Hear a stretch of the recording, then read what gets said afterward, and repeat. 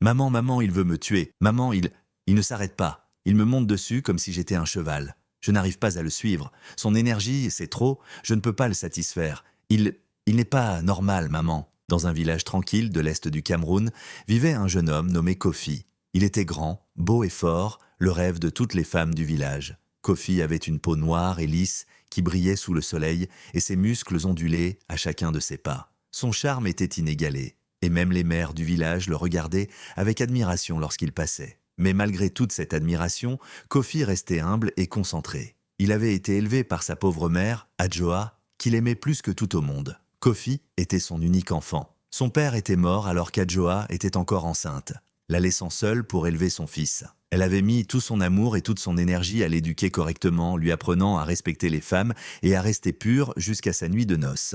Lorsque Kofi atteignit l'âge de se marier, il savait qu'il était prêt depuis quelque temps. Il avait des vues sur une jeune femme nommée Amina. Elle était mince, à la peau foncée et très jolie. Kofi l'aperçut pour la première fois un après-midi ensoleillé alors qu'elle se rendait à la rivière pour puiser de l'eau. Dès qu'il posa les yeux sur elle, il fut captivé. Sa démarche gracieuse, sa peau éclatante, c'était comme si l'univers s'était arrêté un instant pour lui permettre d'admirer sa beauté. Il jura qu'elle serait son épouse, et ce ne fut pas long avant que ce soit le cas. Le jour de leur mariage fut rempli de joie, de musique et de rire. Des gens de tout le village vinrent célébrer. Le son des tambours résonna jusqu'au bout de la nuit, et les jeunes hommes et femmes dansèrent jusqu'à en avoir mal aux pieds. Mais la véritable excitation arriva lorsque les festivités prirent de fin et que Kofi conduisit Amina dans sa hutte pour la première fois en tant qu'épouse. Kofi, étant vierge, était impatient de consommer son mariage car Adjoa lui avait dit que c'était son devoir en tant que mari. Mais au fil de la nuit, quelque chose d'étrange se produisit.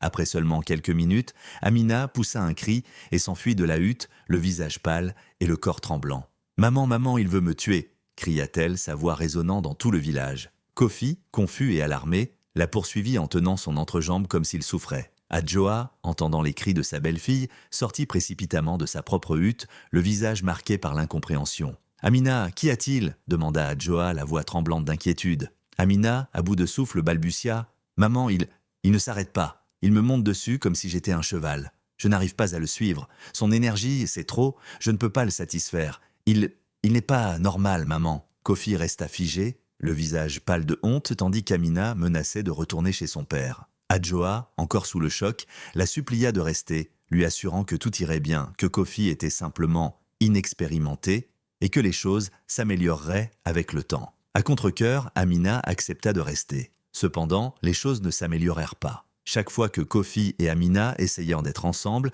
la même chose se produisait. Kofi ne s'arrêtait jamais et Amina était toujours laissée en souffrance. Il ne fallut pas longtemps avant qu'elle n'en puisse plus. Un matin, elle fit ses bagages et retourna chez son père, laissant Kofi le cœur brisé. La nouvelle se répandit, comme une traînée de poudre à travers le village. Certaines femmes plaignaient Amina, mais la plupart la trouvaient stupide d'avoir quitté un homme comme Kofi. Elle chuchotait dans son dos, disant qu'elle n'était pas assez forte pour le supporter. Certaines jeunes femmes du village plaisantaient de même en disant qu'elles sauraient gérer Kofi mieux qu'Amina. L'une d'entre elles était Essie, une fille grande, audacieuse et magnifique. Essie avait toujours admiré Kofi de loin, et elle vit le départ d'Amina comme une occasion en or. Elle se donna pour mission de conquérir le cœur de Kofi et de lui prouver qu'elle pouvait lui offrir exactement ce qu'il voulait. Elle flirta avec lui à chaque occasion, se jetant sur lui dès qu'ils se croisaient. Finalement, Kofi la remarqua et peu de temps après, il l'épousa. Le soir de leurs noces, la même chose se produisit. Essie, qui était entrée dans le mariage, pleine de confiance et d'enthousiasme,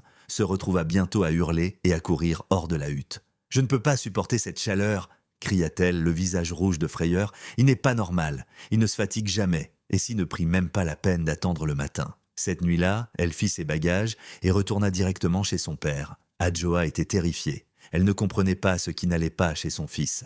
Elle l'avait bien élevé, lui avait appris à être un homme bon, mais maintenant il semblait qu'aucune femme ne pouvait rester avec lui. Désespérée, elle emmena Kofi chez un guérisseur local, espérant qu'il aurait des réponses. Le guérisseur examina Kofi attentivement, prit son pouls et l'observa sous toutes les coutures. Après quelques instants, il leur donna des herbes et les rassura en disant que tout allait bien, que Kofi était en parfaite santé. Adjoa et Kofi quittèrent le guérisseur soulagés, mais au fond d'elle, Adjoa n'était pas convaincue. Pendant ce temps, les rumeurs sur les problèmes conjugaux de Kofi se répandirent comme une traînée de poudre dans le village. Les femmes qu'il avait autrefois admirées le voyaient maintenant comme un défi. Elles chuchotaient que peut-être Amina était trop mince pour Kofi. Casey était trop grande. Certaines étaient persuadées qu'elles sauraient mieux s'y prendre et qu'elles arriveraient à le gérer. Bientôt, Kofi se retrouva entouré de femmes, toutes impatientes de tenter leur chance. Au début, il résista, mais finalement, il vit cela comme une opportunité de trouver la femme idéale. Il continua à prendre les herbes que l'herboriste lui avait données, pensant que cela l'aiderait. En l'espace de quelques semaines, Kofi avait été avec presque toutes les femmes du village, mais à chaque fois, le même problème se posait. Aucune femme ne pouvait le supporter, et une à une, elles partaient. Certaines en larmes, d'autres effrayées. Le village arriva finalement à une conclusion. Quelque chose n'allait pas chez Kofi. Certains murmuraient qu'il était maudit. Les hommes du village pensaient que Kofi n'était pas normal et prenaient leur distance avec lui. Kofi, autrefois le héros du village, était désormais un paria solitaire. Un jour, Adjoa ne put plus supporter la honte et la tristesse. Elle décida d'emmener Kofi chez un puissant guérisseur dans un village voisin. Cet homme, connu sous le nom de Baba, était craint et respecté de tous. On disait qu'il avait le pouvoir de voir au-delà du monde physique et de percer les mystères du monde spirituel. Lorsque Kofi et Adjoa arrivèrent au sanctuaire de Baba, ils furent accueillis par l'odeur de l'encens et le son lointain des tambours. Baba, un vieil homme à la longue barbe blanche, était assis devant un feu, fixant les flammes. Après avoir écouté leur histoire, Baba éclata d'un rire profond et dit « On ne peut pas voler les dieux ». Sa voix était grave et pleine de mystère. Adjoa était confuse. « Que voulez-vous dire, Baba » demanda-t-elle d'une voix tremblante. Baba se tourna vers Adjoa et dit « Te souviens-tu de la promesse que tu as faite à la divinité d'Osugbo lorsque tu priais pour avoir un enfant ?» Le cœur d'Adjoa s'arrêta un battement. Elle avait oublié. Des années auparavant, avant la naissance de Kofi,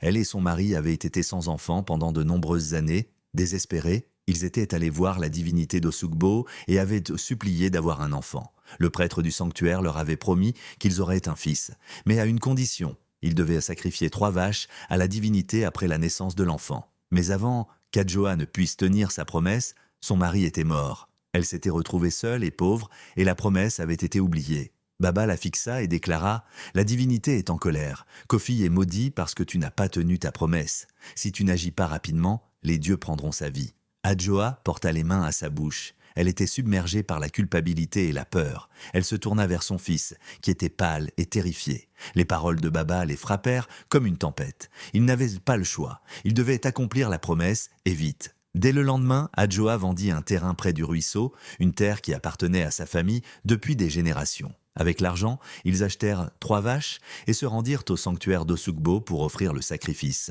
Le prêtre principal réalisa le rituel, et alors que la prière finale était prononcée, une brise légère traversa le sanctuaire. Pour la première fois depuis des mois, Kofi ressentit une étrange sensation de paix. « C'est fait », dit le prêtre en hochant la tête. « Les dieux ont accepté votre offrande. » En quittant le sanctuaire, Kofi et Adjoa se sentirent d'un plus léger. Ils espéraient et priaient pour que la malédiction ait été levée. Après le sacrifice, Kofi et Adjoa éprouvèrent un profond soulagement. Ils croyaient que la malédiction faisait désormais partie du passé. Mais l'épreuve la plus difficile restait à venir. Trouver une femme qui l'accepterait, l'aimerait et resterait à ses côtés. Kofi hésitait. Il avait déjà enduré tant de douleurs et de rejets. Il avait vu Amina et Essie, les 2 femmes qu'il avait aimées, fuir devant lui, terrorisées. Son cœur était lourd de honte. Les rumeurs sur lui s'étaient propagées bien au-delà de leur village et il craignait qu'aucune femme ne veuille plus de lui. Adjoa, toujours optimiste, l'encouragea. « Mon fils, dit-elle doucement en posant une main sur son épaule, les dieux nous ont pardonné. Tu es libre maintenant. Ne laisse pas la peur te retenir. L'amour viendra à toi comme il aurait toujours dû le faire. » Portant les paroles de sa mère dans son cœur, Kofi décida d'essayer à nouveau. Il retourna voir Amina et Essie, espérant réparer ce qui avait été brisé. Il leur présenta ses excuses, leur expliqua la cause de leur malheur et leur assura que la malédiction était levée. Mais les 2 femmes refusèrent de lui donner une seconde chance. Elles avaient déjà surmonté la peur et le traumatisme qu'elles avaient vécu et aucune ne voulait revivre cela. Kofi fut anéanti, mais il comprenait. Elles méritèrent la paix et il leur souhaita du bonheur. Trouver une épouse dans son propre village semblait désormais impossible. Les femmes qu'il avait autrefois poursuivies étaient maintenant distantes. Leurs rires et leurs taquineries s'étaient envolés. Kofi se sentait comme un étranger chez lui. Son avenir, autrefois prometteur, était désormais assombri par le passé. Déterminé à ne pas abandonner, Kofi décida de chercher l'amour en dehors de son village. Il voyagea jusqu'à un village voisin où il pourrait recommencer sans le poids des rumeurs. C'est là qu'il rencontra Akosua. Akosua était différente de toutes les femmes que Kofi avait connues. Elle était forte, avec un esprit vif et un cœur généreux. Sa beauté était indéniable, sa peau était sombre et lisse, comme de l'ébène poli, et ses yeux pétillèrent de confiance. Mais ce qui attira le plus Kofi, c'était son caractère. Elle était courageuse, peu influencée par les commérages ou la peur. Lorsque Kofi l'approcha pour la première fois, il était nerveux. Il savait que les rumeurs sur lui avaient atteint son village. Il craignait qu'Akosua ne le rejette avant même qu'il puisse expliquer, mais à sa grande surprise, Akosua ne se souciait pas des histoires. « J'ai entendu les rumeurs, dit-elle en le regardant droit dans les yeux. Mais je ne vis pas selon ce que disent moi les autres, je préfère découvrir la vérité par moi-même. » Ces mots réconfortèrent Kofi.